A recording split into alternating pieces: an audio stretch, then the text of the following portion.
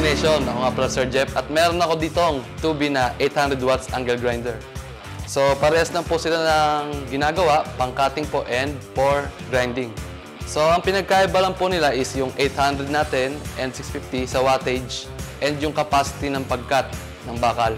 So pagka mas makapal na bakal yung kailangan nyo i-cut, mas mataas na wattage ang kailangan nyo. So ito yung kanyang packaging.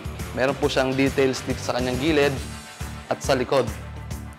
So ang nilalaman ng kanyang box is yung warranty, manual, may kasama na siyang carbon brush, and yung ating angle grinder.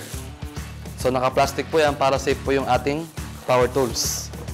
So meron din siyang kasamang guard. Ito po yung para sa cutting disc.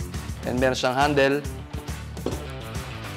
at yung kanyang pang-lock sa cutting disc. So simulan na po natin. Ito po yung ating power tools na angle grinder. So ito po yung kanyang switch. Sa likod po makikita. At sa cord niya na more or less than 2 meters po. And ito po yung kanyang design. Meron po siya ditong lock button para pagka nagpapalit tayo ng bala.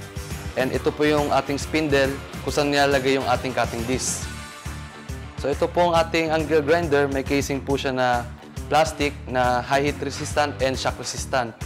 So dito po yung kanyang exhaust. And dito naman po kung makikita nyo, may takip po yan. Ito po yung nilalagyan ng ating handle. So kabilaan po yan, meron din po dito. So ngayon po, ipapakita ko sa inyo kung paano ikabit yung bala. Meron ako ditong sample na diamond cutting wheel. Ito pong diamond cutting wheel namin is for ceramic po and tiles.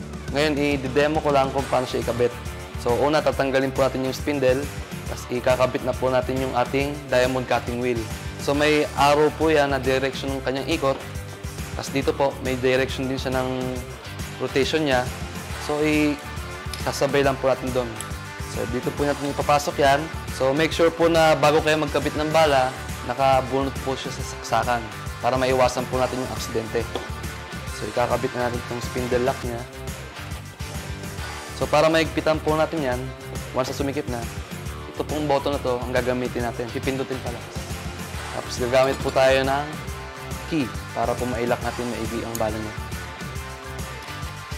At ito nga pala ang aming 2B angle grinder 800 watts.